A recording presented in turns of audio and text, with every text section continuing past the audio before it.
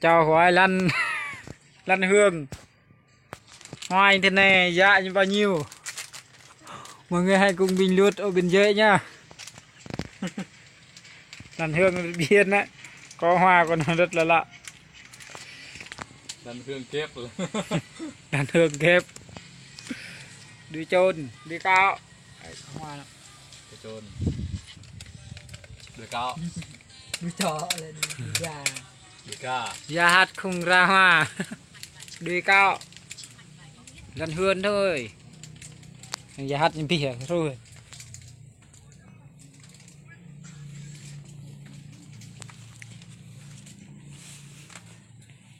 Xiang đi cao có hoa rồi.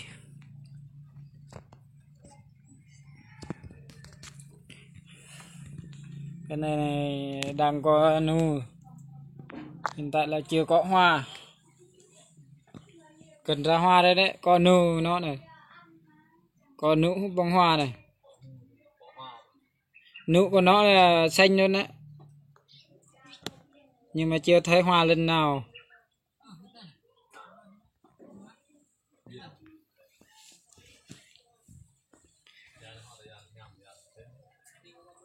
Vườn lan đấy.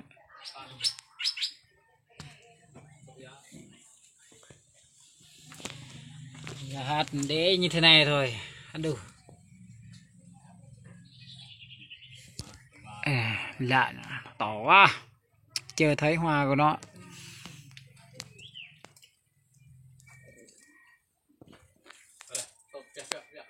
Không vàng đi cao,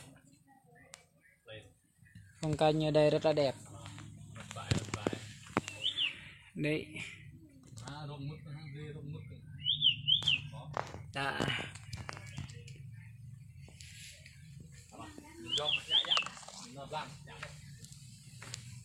Quar be coi thế này,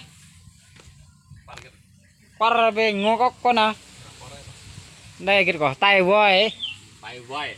hoa tay voi này. Bằng cái man này là grey mới lên nè, người kinh nói là cây này, cây hoa tay voi á, đây này dòng tay voi thành to. Sách như địa lý.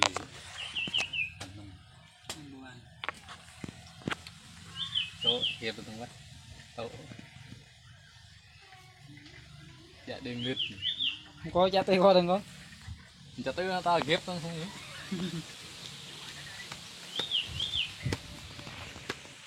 Mà chơi bạn này u nè, mà chơi này mà chơi. Mình nghi ngờ hoa lan thế này ra hoa rất lạ.